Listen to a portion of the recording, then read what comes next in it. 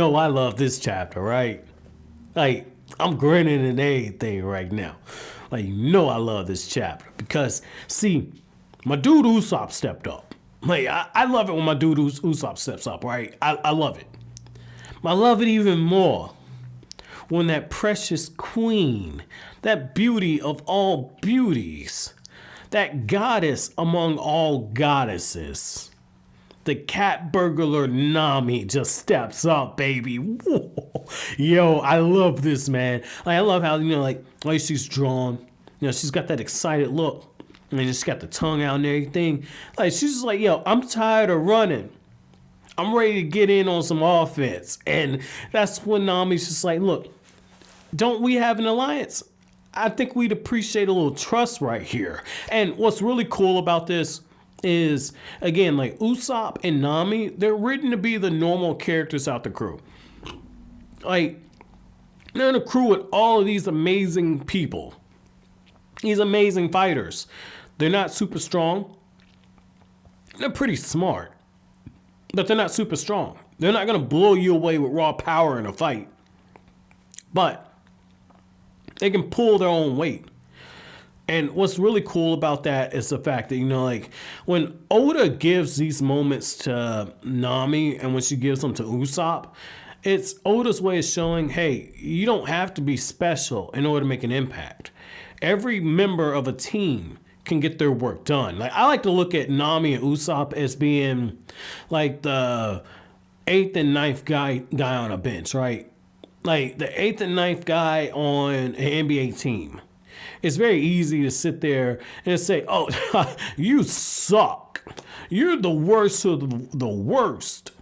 And yet they're the 8th and 9th player on a really good team on a professional level.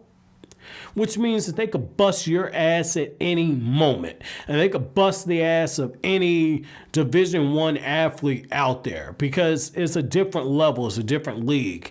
And that's the thing there. Like, every member of the Straw Hats could be the leader of their own crew.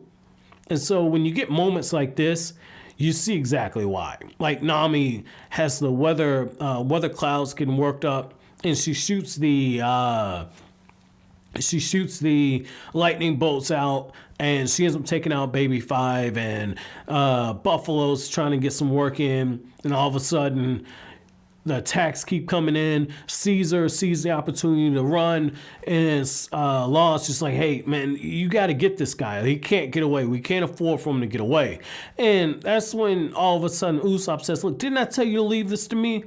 I'm the sniper. And what's really interesting about that is earlier on in the chapter, Luffy and Zoro are just saying, hey, like, that's our sniper. He's got this. He can handle this. And I said I wanted to see Franky and Usopp team up against these two, right? The fact that it's Nami and Usopp is just as rewarding. I was thinking more of like a knockdown, drag 'em out fight. But this is a long-range battle, and I forgot the fact that Nami's abilities can be used in a long-range type of atmosphere. So I didn't even think of that, pun intended. I didn't even think of that. Like, that's a very good combination, man. That's a very good combination. But Usopp uses that big brain of his. His brain's about as big as his nose, right? Like, Usopp, shoots another pellet at him, right? And Caesar's like, your rocks can't do anything. And it's that hubris of him, right? His ego gets in the way. And that's when Usopp says, yeah, dumbass, that attack has sea prism shackles in it. Like, get your ass back over here. And that's when you can tell Law's just looking like, okay, they're a bit unorthodox. They're a bit wonky. They sure as hell give me a headache just being around them. Like, Law looks like he wants to swallow a bottle of Tylenol, right? But at the same time, they produce results. That's something that you can't argue with. The Straw Hats get theirs done in the craziest way, but they still get it done. And you can't argue against that. And, Law's just like, okay, stage 1 complete. So my thing on this is how pissed off is Doflamingo about to be? Not only did he lose Caesar, Law just blew up all that sad, if I'm not mistaken. Punk Hazard has been wiped out. The whole world knows that Luffy and Law just took a shit on his name. Then, on top of all that, he loses Virgo. He loses Monet. He loses Caesar. Oh man, like this dude Doflamingo is not gonna be happy. He's not gonna be happy. I mean, that's really, really interesting, man. That's gonna be interesting to kind of read that. Now, I do gotta say this, right? For as impressive as the fight with Nami and with Usopp against Buffalo and Baby Five was, I gotta say this. I like how the whole time Franky's fighting.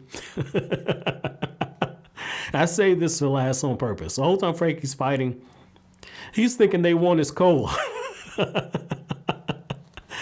Oh man, you cannot make this up. Like, this is why I enjoy reading One Piece, man, because you can tell where that Toriyama influence came in. Because that's such a Toriyama moment, like where you have this huge fight taking place.